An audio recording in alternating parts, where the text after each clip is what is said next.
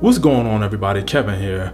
And for many people who've been watching me for quite some time, that you know that I'm a Steelers fan. And whoever's watching this at home probably said that that's a very Captain Obvious statement. Who, me? Nah.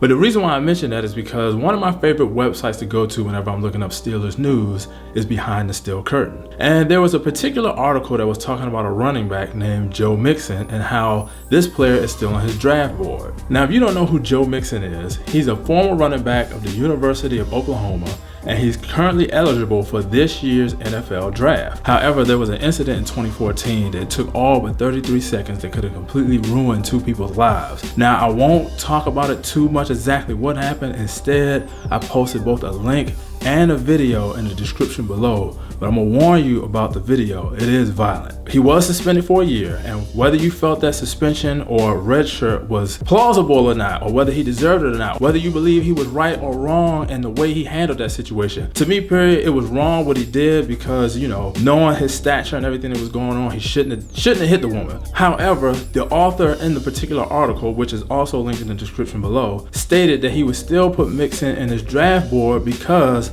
this was a one-time incident and he never had an incident like this before, nor had an incident like this since that happened. But the author did mention in the comment section that he didn't know about Mixon's prior incident with a parking lot attendant that also got him suspended for a game or two from the team as well. But I put all this out there to ask this question because one of the comments that was left in the comment section of that article, and you might be able to find it yourself also, is that it was said, and I quote, "Past behavior is the best indicator of future behavior." And I wanted to ask you all, do you believe that's true? Do you believe that if somebody is capable of doing one thing or have done one thing and they show a certain pattern or track record, that it will always be that way, that it will take some time to change, or is this just who they are and how they're gonna always handle things? Because for me, it's kind of a tough thing to call because I know people who, yeah, they have a track record, they have a pattern of how they do things and how they handle things. I know some people who used to have a pattern of how they used to do things, but they found a way to break it and they don't do it any longer, but they did do it for quite some time. And then I know some people that once they made a mistake one time and they were sincere and apologetic for that mistake, they've never done it again